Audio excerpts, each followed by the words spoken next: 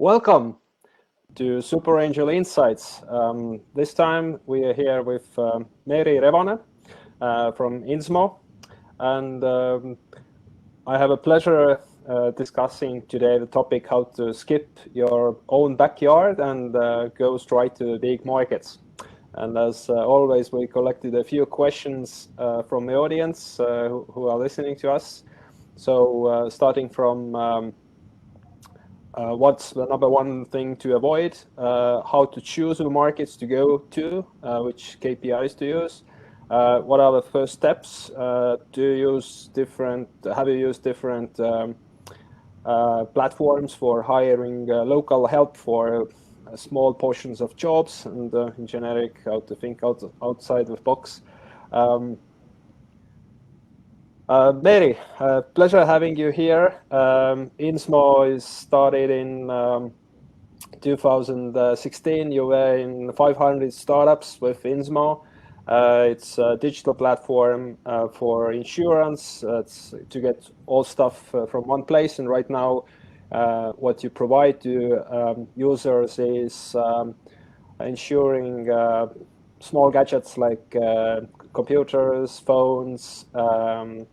Also, instead of paying down payment to apartment rent, you can use insurance. So doing all kinds of insurance services which make your life easier. So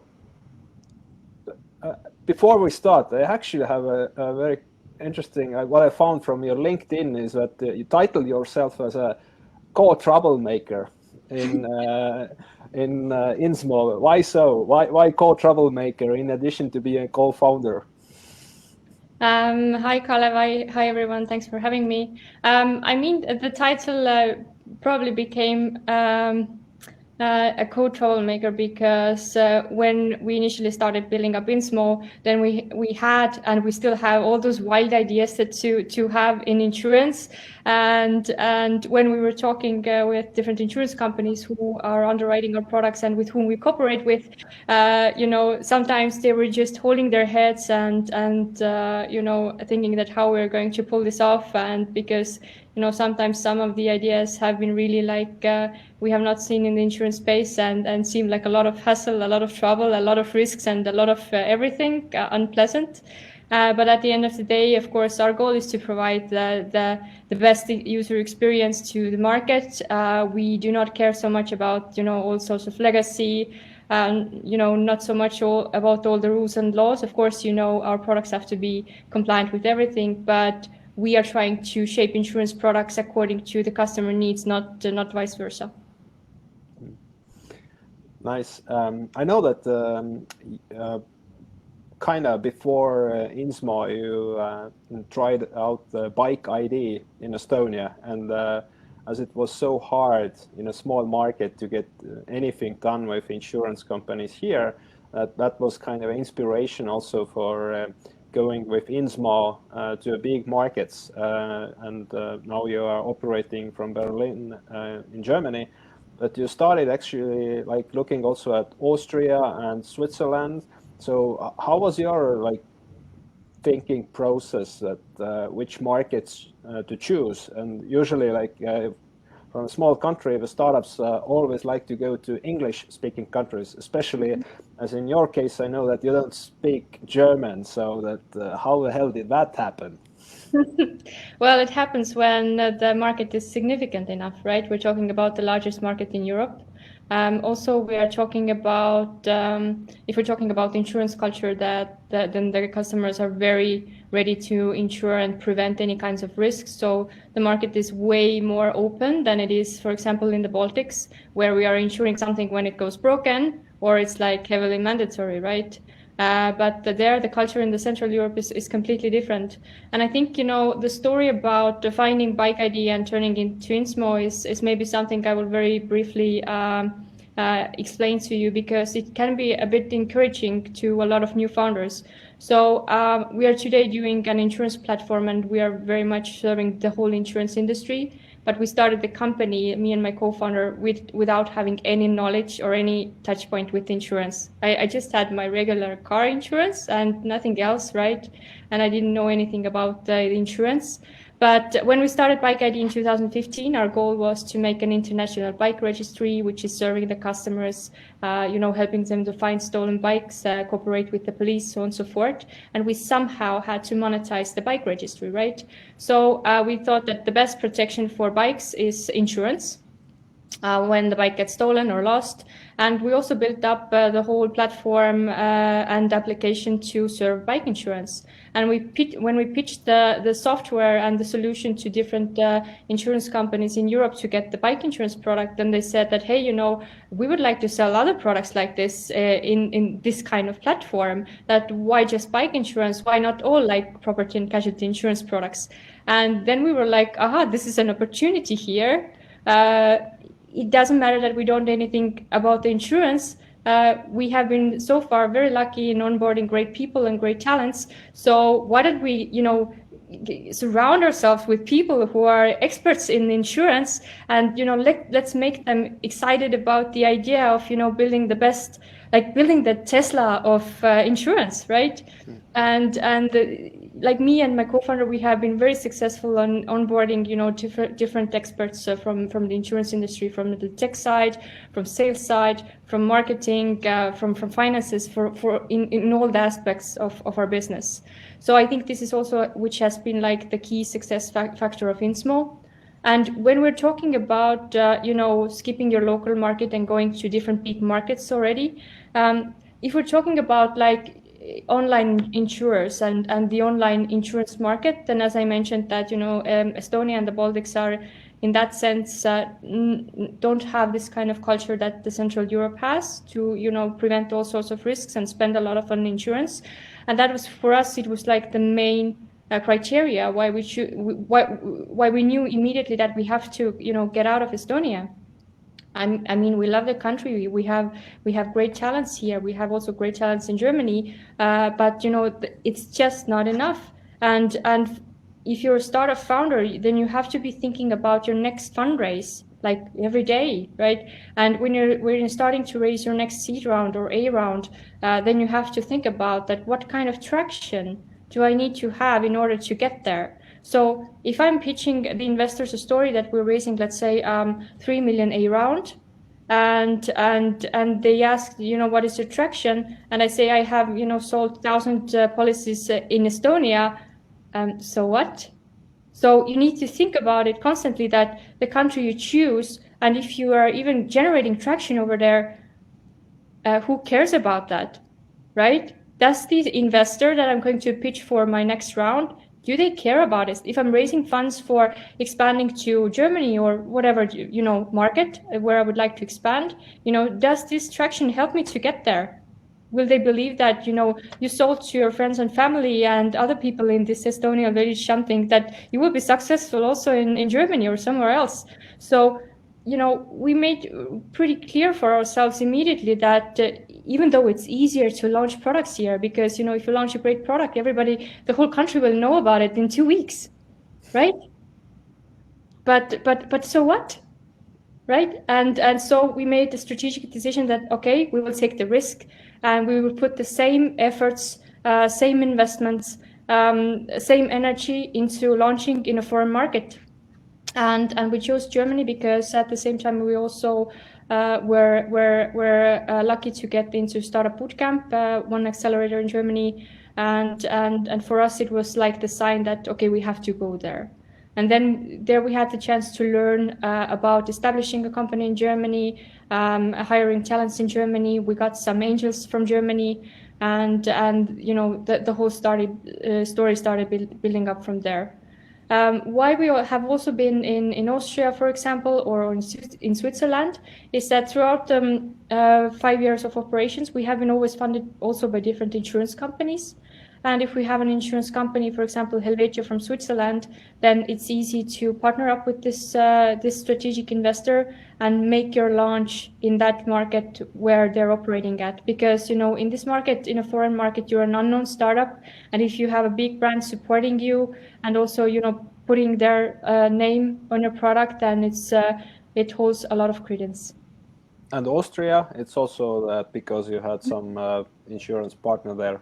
Yes, in 2017, we had Unica Insurance, who also invested in INZMO in a very early stage. Unfortunately, we didn't launch a product over there because we were too fast, they were too slow, and eventually, you know, one or the other, probably INZMO then, would have got killed.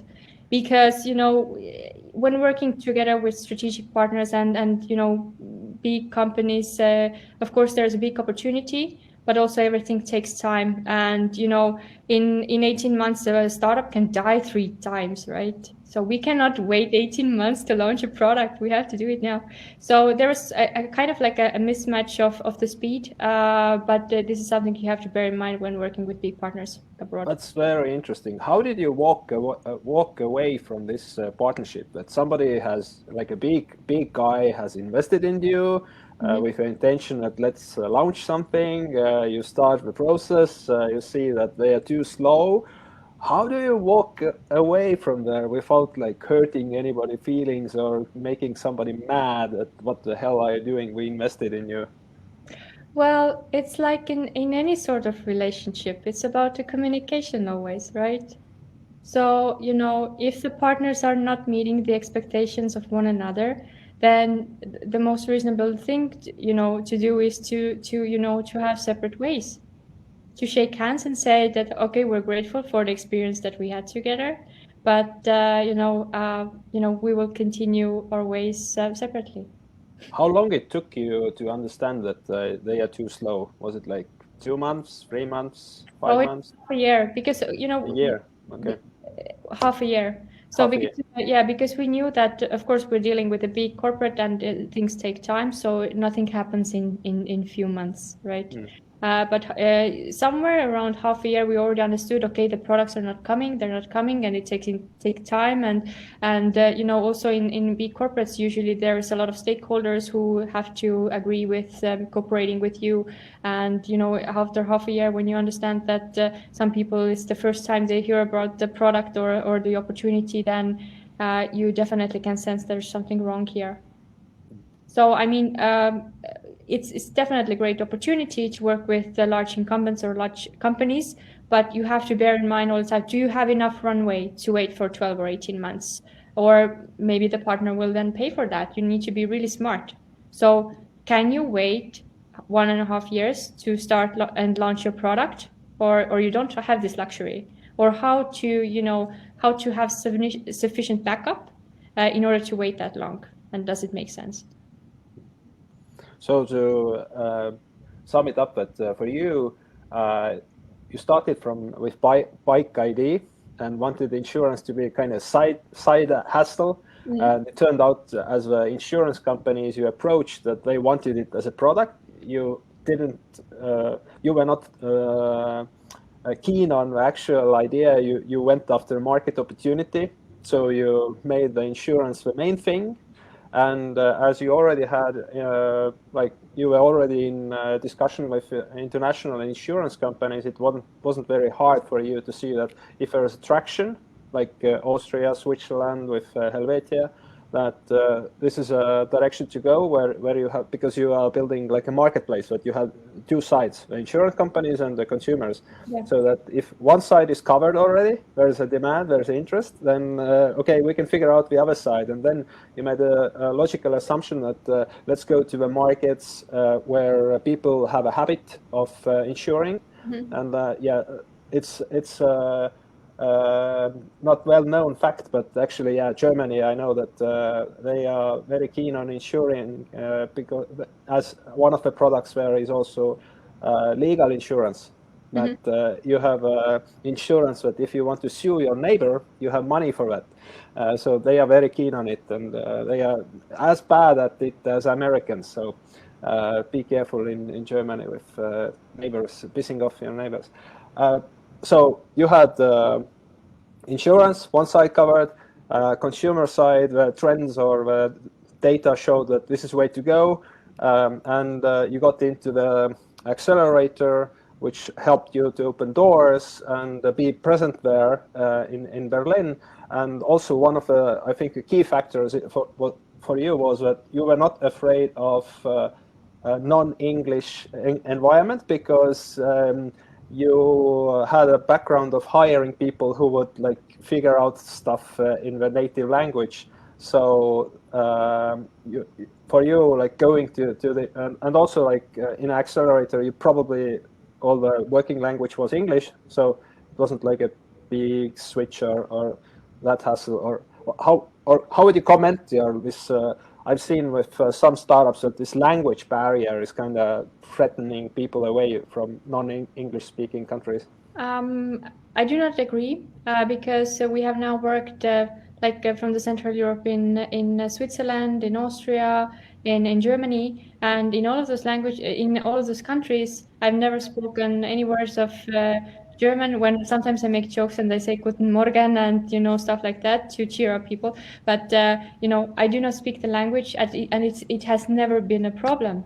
It has never been a problem with talking to large insurance companies or hiring people, because they understand where we are coming from, and if they like the idea, then everybody's open to talk to you. And if you can find this kind of rapport with those people you're talking to, then it doesn't matter that you're not speaking their language. But what I would say is that I think it's smart when you're going to a foreign country to sell your product, than to hire people who are selling this for you, who are from this country, who speak the language, who have the same culture, and they sort of have the same view in life or whatever than the locals have.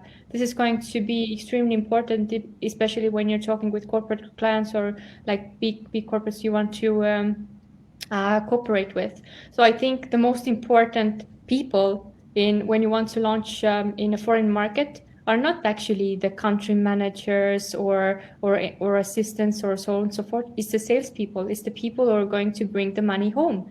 Because you don't need assistants to set up a company, or to find a bookkeeper, or to find a lawyer or tax advisor, or open a bank account or a phone number. You can do everything by yourself. You don't need a country manager as a first person. First, you would need really like aggressive salespeople.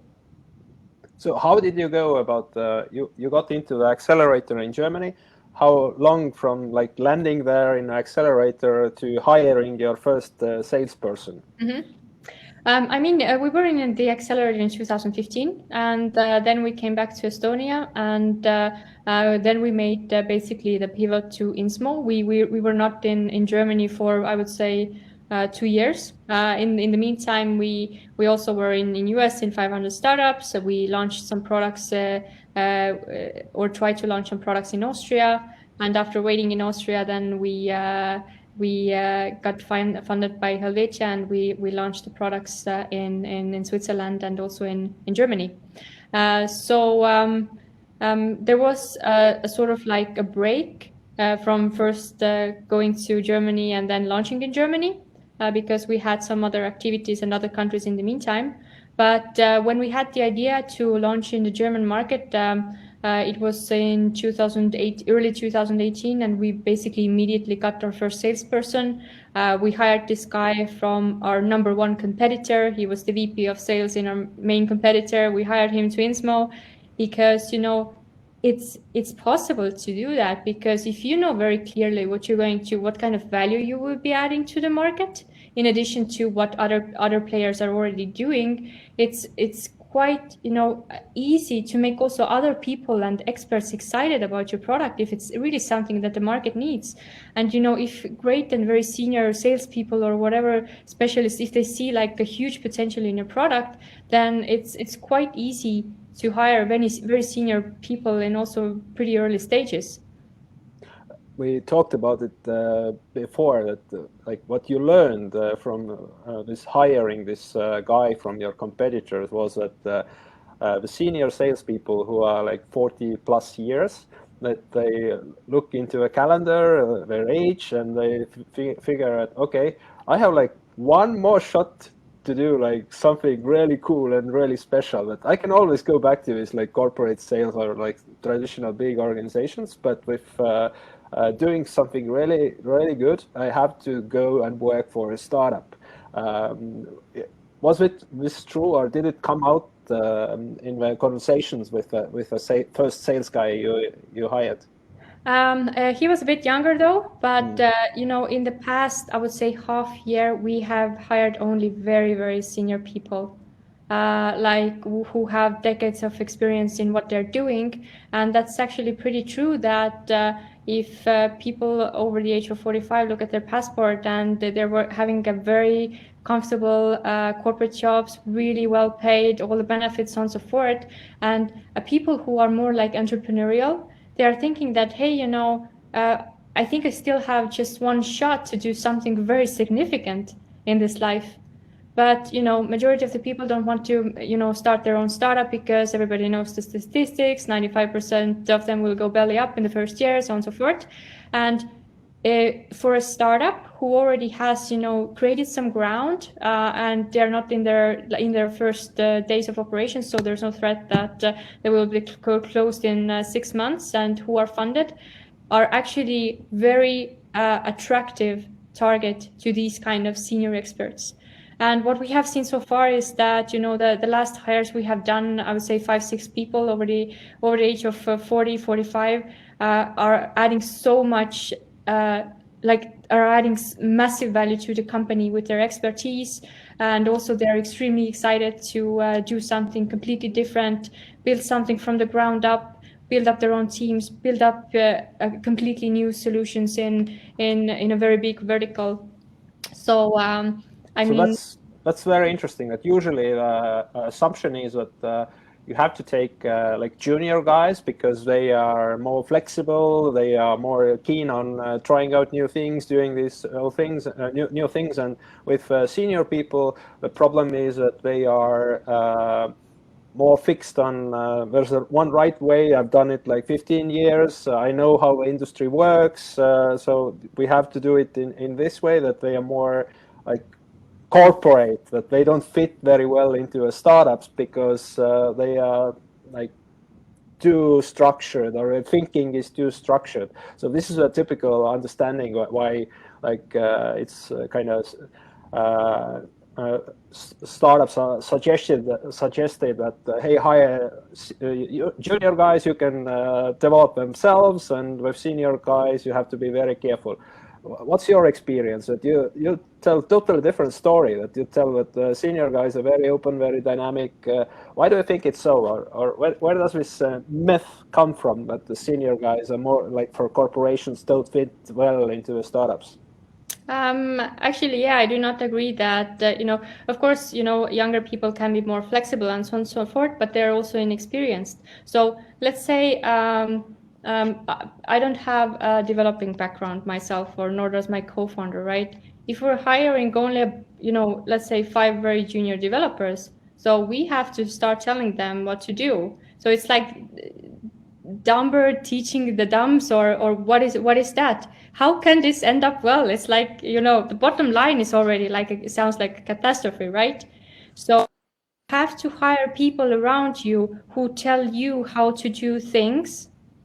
And you need to keep those people, you need to be smart enough to understand, what these people need in order to work efficiently, in order to have all the resources, so on and so forth. You as a founder need to be kind of like a psychologist, and you have to be the provider. You have to provide absolutely everything, to keep these people around, to keep them motivated, and to keep them generating new ideas based on their expertise.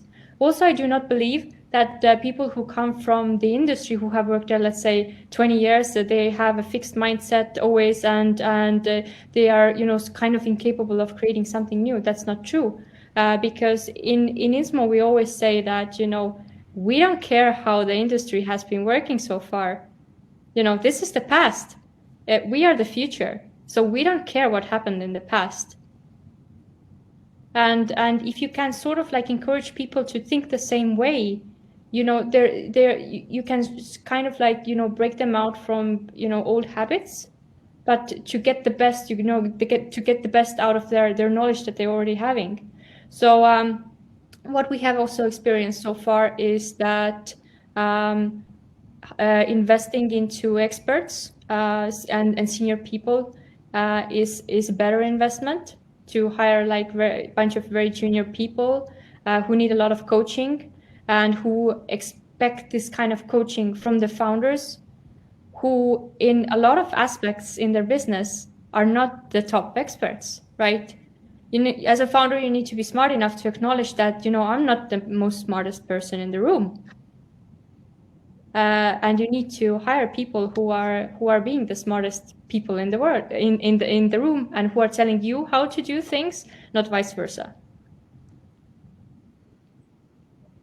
So while hiring these senior people, what's your policy regarding a compensation package? Have you given them shares or options, or how have you solved that? Because the senior people go for big bucks or like big opportunities that you probably as a startup can't afford to pay very luxurious salaries. Yeah. So in INZMO, we do not care about whether the person is in a senior position or a junior position. Everybody has a share in the company. So if we're, running to the finish line together, everybody needs to be rewarded. And this is the policy that we have. So we have talked about how you selected like German market, why you went there. We talked that your first thing to do is hire a sales guy who knows the local culture and help you to actually get the sales started. That country manager job you can do yourself as a founder, and hire some accountant and so forth. What else? What's the what now? And when you what would you recommend startups who are entering like big markets to do? How to prepare, what to do, and next steps after like hiring a sales guy? Of course, you need to do a proper homework. Like if you choose a country or a market where you would like to go to, then one of the main reasons why to do that is that what is the benefit you will get from there? What is the competition in the market? There a lot of homework and analysis has to be done. It's best also to talk to the people in the market or potential partners and so on and so forth. And if you have validated that there is a need for your service in that market, then I would definitely invest in hiring the best salespeople who are, speaking the local language, speaking, have the same culture as your partners or your customers are having, and know how to talk to these people who should eventually then buy your product. Another thing, if you have a target market in mind, then it's also definitely more easier to raise funds from the investors in that market, because they understand the market situation well, and also they might be able to help you doing business in that market, finding cooperation partners, finding new additional investors in that market, and so on and so forth. So it's definitely important also to raise funds on that market. For example, in Germany, there's one of the reasons why we also wanted to enter the market is that there's not only a huge market opportunity, but also great funding options. There are different governmental supports and so on and so forth. So I would say that Germany and Berlin especially is extremely startup friendly. The administration costs are similar to Estonia, the market is very open to startups, and corporates are very open to work together with startups. So I think it's definitely a great opportunity for a lot of founders. And if the only reason why you don't want to go to the largest market in Europe is that, you don't speak the language, then I can say this is definitely not a problem. I think the only thing keeping you from entering this large market is, the fear inside your head. But that raises another question then, why are you a startup founder if you're so scared? One problem people also might have is that hiring like senior guys in Germany is bloody expensive. That I have to pay them, 6,000-7,000 euros per month, and if I have just raised my 300,000 or like the first few rounds, that I'm running out of money too fast. What's your experience hiring the senior guys? What's of course it depends on position you hire, but what are the salary levels one should expect that good guys with senior experience are looking for? I think it's a fundamentally wrong way of thinking that it's such a huge cost. I mean, if you're taking people who are 2-3 times cheaper, what is the result there? What is going to guarantee you the best result? Hiring 3 times cheaper people and having no results is, at the end of the day, more expensive. Then going back to your investors and saying, hey, I need, I don't know, 200K more in a year, and I need to have these people on board. They're going to guarantee I will have this kind of, partnerships, clients, and this kind of success. And, all the investors, based on the profile that you want to hire, everybody understands, that it's needed to make the startup successful. But if you say I'm going to hire like 2-3 guys, very, very junior, do not know anything about the market, but that's a waste of money. And if I would be an investor, I would say that's dumb, right? So also what we have experienced is no investor is going to say no to you if you want to hire like the top people to make your startup extremely successful. Of course, these people who have been working in large corporates or are like top executives and so on and so forth, of course, they will be expensive. They have a standard of life. But a lot of people also understand that, we're talking about a startup. A lot of things can be related or tied with different types of bonuses. So if we do have, great traction, then there will be also very generous bonus, for example. And at the end of the day, if the people are bringing results to the table, then they will be rewarded accordingly, and their standard of life will not suffer. So I mean, you need to be just clever here. You need to be smart here. Talking with your investors in order to raise additional funds to hire these top experts. And on the other hand, when hiring those top experts, then, finding out a sort of like remuneration package that both of you will be happy, you will get your results, and also the representative will not only be rewarded with the success of his job, but also a good remuneration. So in your experience, what's this range of, like, if you talk about sales guys, what's their expectation? As you said, that with startups, they expect that they can't get the same base salary, but with bonuses, they can compensate it.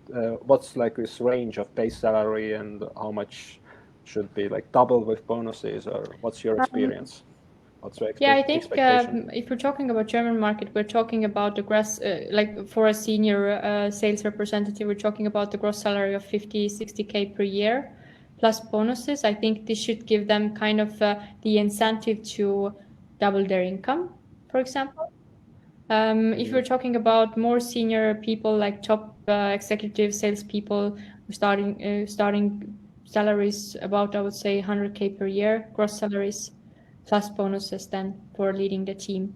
But I do not believe that you need like a very top executive initially when you're entering the market. You need like 2-3 very senior guys who are, in a nice way aggressive, right?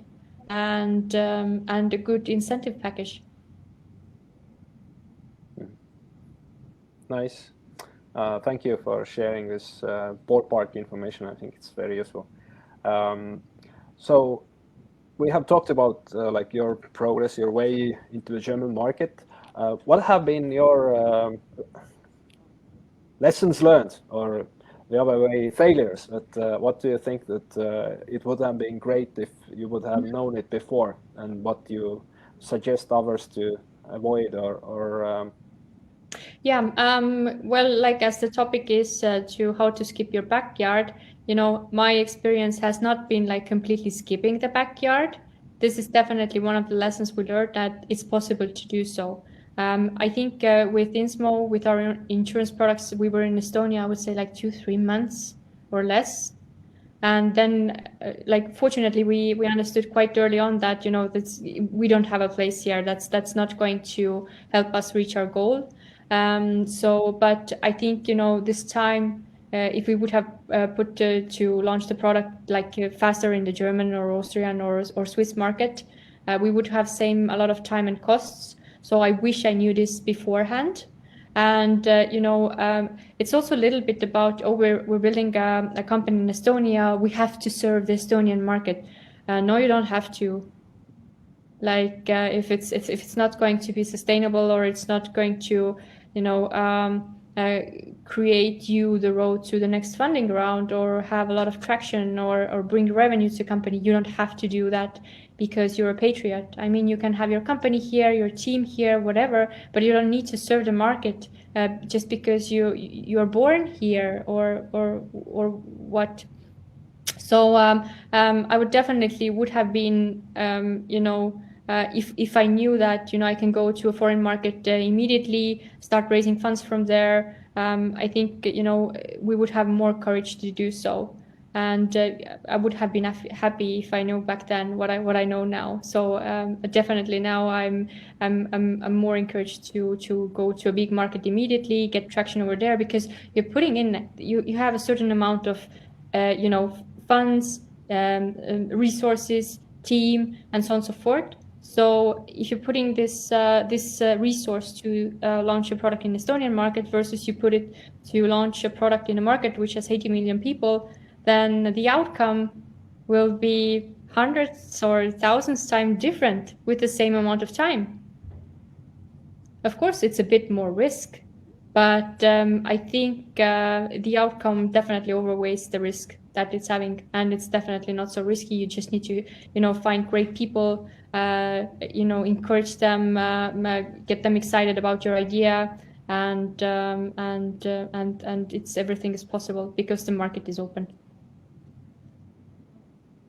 What about the competition? Usually with a big market comes a lot of competitors also, that even if not direct head-to-head competitors, you still have something similar. And with insurance, advertisement euros are very expensive to get through the a noise of all the other insurance companies pulling lots of money into advertisements. And what about that side? Yeah, so there is also in insurance, there's two ways to go. There's B2C, which is making a lot of noise, digital online media marketing, burn money and watch it burn. And there's also another way, which is going via B2B2C.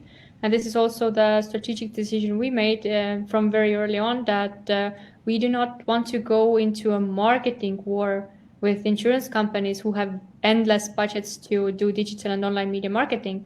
So we need to be a little bit smarter here. So we decided to leverage on the customers of our partners. So if we're talking about we're selling electronics and bike insurance and rental deposit insurance, 95% of our customers we acquire via B2B2C partnerships. This means that we sell those products via e-commerce channels, electronic stores, bike stores. We sell the rental deposit insurance via brokers, landlords, and online platforms. So these partners do have, millions of customers on their database, and all these partners do have a problem because they want to add, more value to their, to their customers. So and once the consumer has bought their first policy, then they will land into INZMO's platform, and then we have several years to sell all types of products and services to these customers. And this has also given us, the sensation that we know that going via B2B2C, our customer acquisition costs are actually 20 times lower than going via B2C. It's just how it goes in the insurance industry. It's not definitely, the same pattern for all the industries, but it's pretty dramatic in insurance. So and also in that sense, if you're launching your product, then and you do it, you do partnerships, either it's corporates or other partners, then try to find out ways how to incentivize those partners to open up their customer portfolio to you, what kind of value you need to add, that they will, be able to open up their customer portfolio to you. So what's the trick? Because when you're a startup, you haven't like an awesome track record. You can't sell them at, hey guys, if you open up your customer portfolio, we can do revenue split and you will become a millionaire. How to incentivize? In the insurance space, it was for us, it was relatively easy because if we're talking about large insurance companies, they lack technology. If they want to sell insurance products, let's say in e-commerce channels, they don't have the necessary, even not like APIs or other sales tools, which means that if anybody wants to sell the product, they need to build up the whole insurance process in-house without having any knowledge to do so. So INZMO came in with great insurance product plus the technology. So you basically just plug it in to your, web shop, or if you're a physical store, we will give you access to our platform. You will issue to your customer the insurance policy in 20 seconds. We brought this tech to the partners, which they didn't have yet, right? So in that sense, it was great competitive advantage, and you need to then figure out, what is your competitive advantage in front of the other players? Why should these B2B2C partners choose you? And one of the other things that was different from large insurance companies was that usually when they sell you the insurance policy, then the communication ends until you have a claim. Nobody's talking to you. Nobody's trying to serve you in any other way. But for INZMO, the communication with the customer just starts when selling the first policy. So there we have the opportunity to help you manage the policy, get new products in seconds. You submit claims in seconds in the application, so on and so forth. So this is for us where the actual customer journey starts. And this was also something that was attractive to the B2B2C partners, why they chose INZMO instead of large incumbents, or why some of the partners even switched their existing partners to INZMO. And one of the things I think that was also adding a lot of credibility was that we are working together with large insurance companies. So our products are all, backed by large insurance. It adds a lot of credibility to the whole journey. And at the end of the day, if the customers have problems or they have claims, then the partner is sure that their customers will not leave hanging with their broken items, and there's nobody to cover the damages.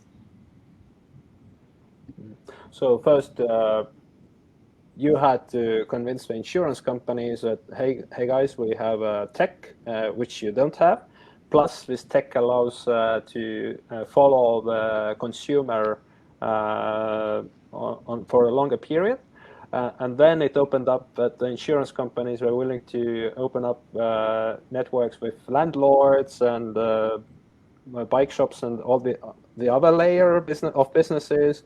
And the value for them was that, hey guys, you can differentiate yourself from the other landlords and other bike shops because you can offer this product through this INZMO, but backed up with insurance companies with whom you have been doing business previously. So did I understand this logic correctly? Yeah, well, usually we go with the full offering. So we have the insurance product, we have the insurance carrier, we have the technology, and you just need to basically plug it into your system or have your employees or network using our system to provide the insurance policies.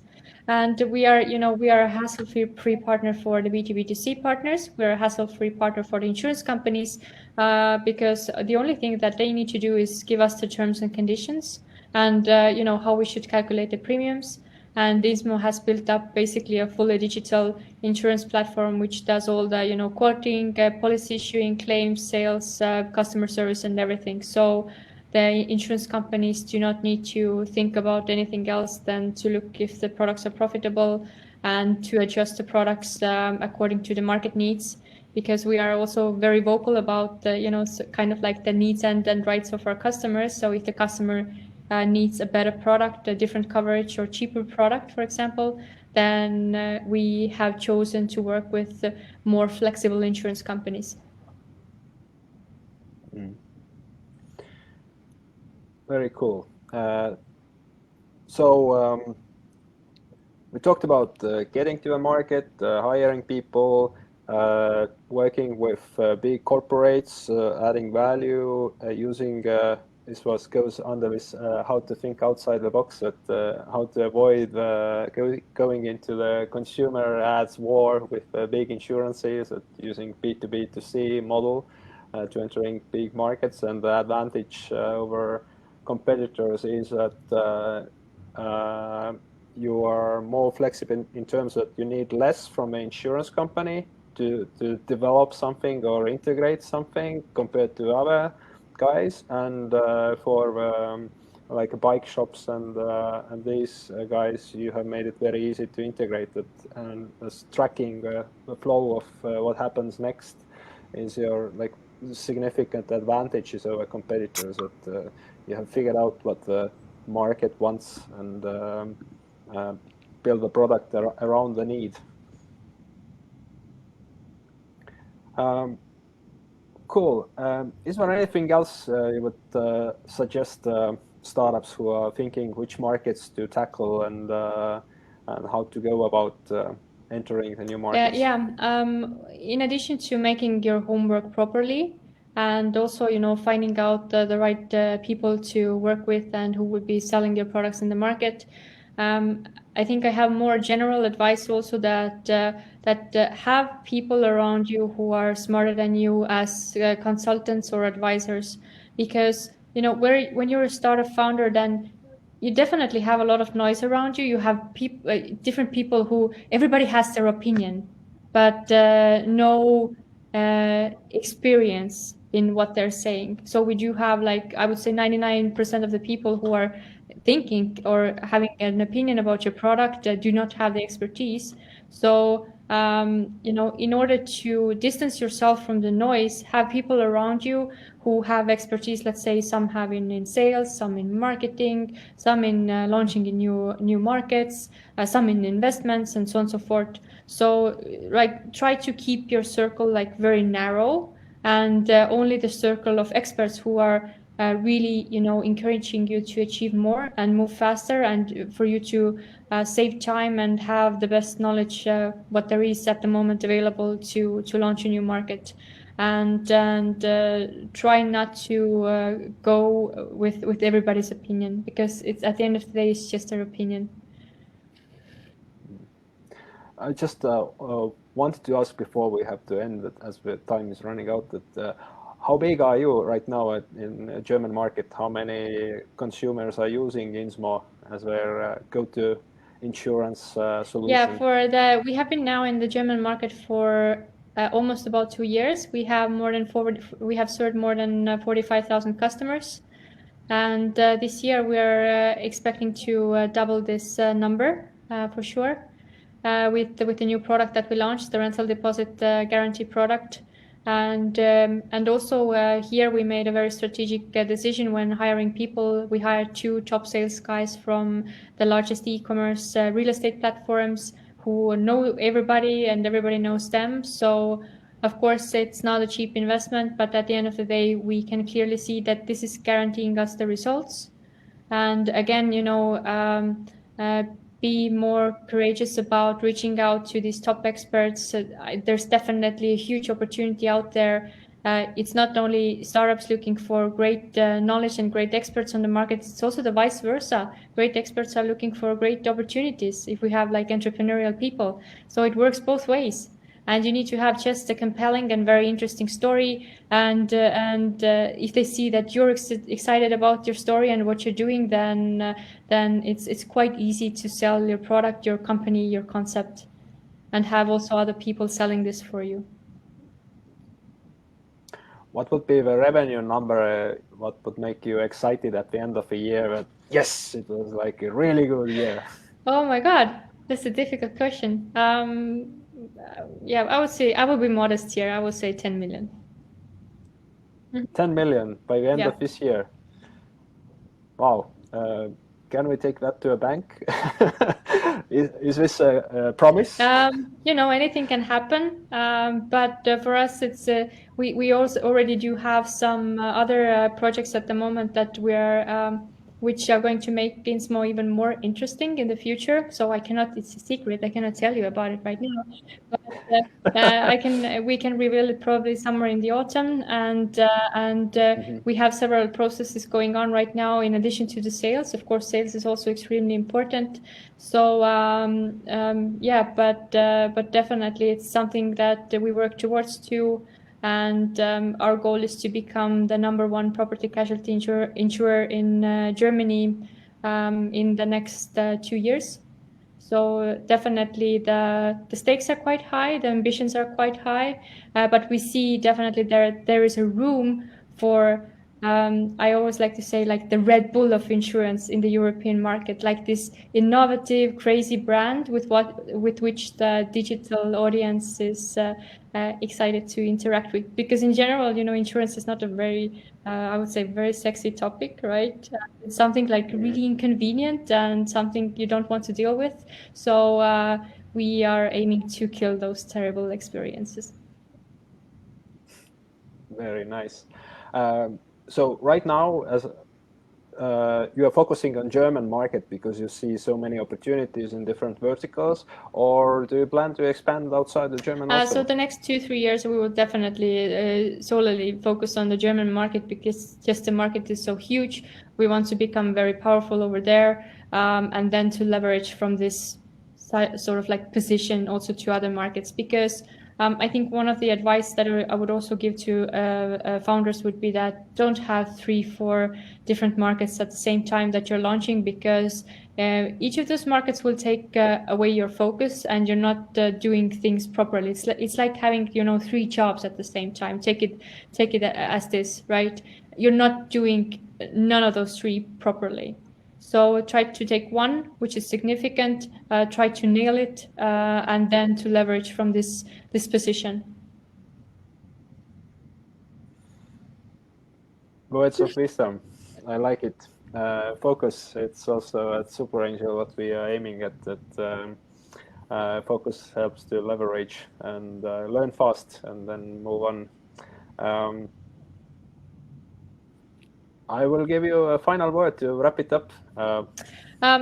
So what I would say is that be courageous of your ideas in expanding your concept and launching in new markets. There is all the resources available there in terms of expertise and money, and also advice, and also the experience that the founders get from accelerators like Superangels is definitely try to get the maximum out of it, because I think different accelerators around the world have gathered really, really great expertise and people who really want to help young startups and expand your network, go to conferences. Of course, nowadays it's a bit more difficult because you don't meet people face to face, and it's difficult to have those meetings and chats. But expand your network massively, because all those people can help you.